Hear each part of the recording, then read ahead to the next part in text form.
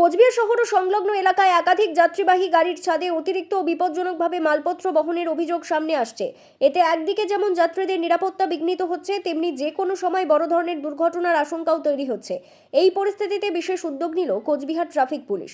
বুধবার কোচবিহার সদর ট্রাফিক পুলিশের পক্ষ থেকে বিভিন্ন যাত্রীবাহী গাড়ির চালক ও মালিকদের সচেতন করা হয়। ট্রাফিক পুলিশের তরফে স্পষ্টভাবে জানানো হয়েছে, যাত্রীবাহী গাড়ির ছাদে বাণিজ্যিক মালপত্র বা অন্যান্য সামগ্রী বিপজ্জনকভাবে বহন করা আইনত দণ্ডনীয় এবং এতে যাত্রীদের জীবনও ঝুঁকির মুখে পড়ে।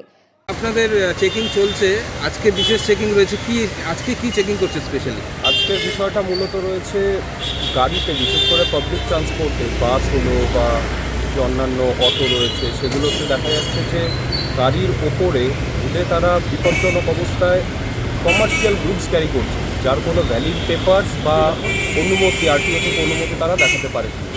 তো তার বিরুদ্ধে অভিযান চলছে এবং আজকে মূলত তাদেরকে জানানো হচ্ছে যে এইভাবে এত বিপজ্জনক অবস্থায় বিনা অনুমতিতে এভাবে মাল যাতে ক্যারি করা না হয়।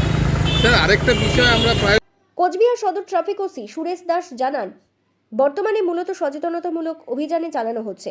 গাড়ির চালক ও মালিকদের সতর্ক করে বলা হয়েছে, ভবিষ্যতে যদি একই ধরনের ঘটনা ধরা পড়ে তাহলে সংশ্লিষ্টদের বিরুদ্ধে ট্রাফিক আইনে কড়া ব্যবস্থা নেওয়া হবে। তিনি আরও বলেন, যাত্রীদের নিরাপত্তার কথা মাথায় রেখেই এই অভিযান চালানো হচ্ছে। কোনোভাবেই গাড়ির ছাদে বিপজ্জনক অবস্থায় মালপত্র বহন করা যাবে না। নিয়ম ভাঙলেই আগামী দিনে ট্রাফিক আইনের আওতায় 10,000 টাকা পর্যন্ত জরিমানা করা হতে পারে। ট্রাফিক পুলিশের এই পদক্ষেপকে স্বাগত জানিয়েছেন সাধারণ মানুষও।